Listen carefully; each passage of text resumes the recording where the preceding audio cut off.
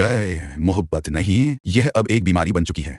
और जब ताकत वाला आदमी मोहब्बत में गिरता है तो या तो वह सब कुछ हासिल कर लेता है या फिर सब कुछ जला डालता है। आज का एपिसोड जीत था सिर्फ एक के लिए सुंदरी, और तबाही शुरू हुई बादशाह के अंदर जो चुनावों के लिए शहर शहर पोस्टर लगवा रहा है, आज खुद अपनी ही सोच में उलझ गया है। वह लड़की जिसे उसने सिर्फ एक बार देखा था, आज उसकी नींद, उसका सुकून और उसकी समझ सब कुछ छीन चुकी है। सबसे चौंकाने वाली बात यह है कि बादशाह भूलना चाहता है लेकिन भूल नहीं पा रहा। गुलाम पूछता है, तुम उसे भूलने की इतनी कोशिश क्यों कर रहे हो? और यहीं से साफ हो जाता है, यह सिर्फ आकर्षण नहीं, यह जुनून है। इस एपिसोड में ताकत और मोहब्बत पहली बार आमने सामने आती हैं। बादशाह, जिसे औरतों को खरीदने की आदत है, आज एक लड़की के सामने खुद को हारा हुआ महसूस करता है। बंदूक उसके हाथ में थी लेकिन काबू उस लड़की के पास था। और दूसरी तरफ सुंदरी डर के बावजूद चुप नहीं रहती। वह वही कहती है जो कहना जरूरी होता है, और यही बात बादशाह को तोड़ देती है। गुलाम यहाँ सिर्फ दोस्त नहीं है, वह एक चेतावनी है। वह जानता है कि यह रास्ता गलत है लेकिन बादशाह रुकने को तैयार नहीं। और फिर आता है सबसे खतरनाक पल, बादशाह का कहना, अगर बात मीडिया तक पहुंच भी गई तो कम से कम मैं उसे देख तो सकूंगा। यह लाइन सब कुछ साफ कर देती है। यह मोहब्बत नहीं है, यह जिद है। और जब जिद्दी लोग सियासत में हों तो फिर कोई भी महफूज नहीं रहता। अगला एपिसोड और भी खतरनाक हो सकता है।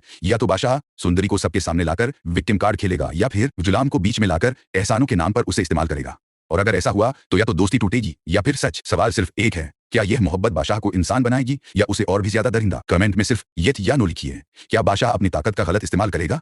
और अगर आपको लगता है कि यह कहानी अब सुरक्षित नहीं रही तो वीडियो को लाइक कीजिए, चैनल को सब्सक्राइब कीजिए, क्योंकि आगे जो आने वाला है वह सिर्फ ड्रामा नहीं, तूफान है।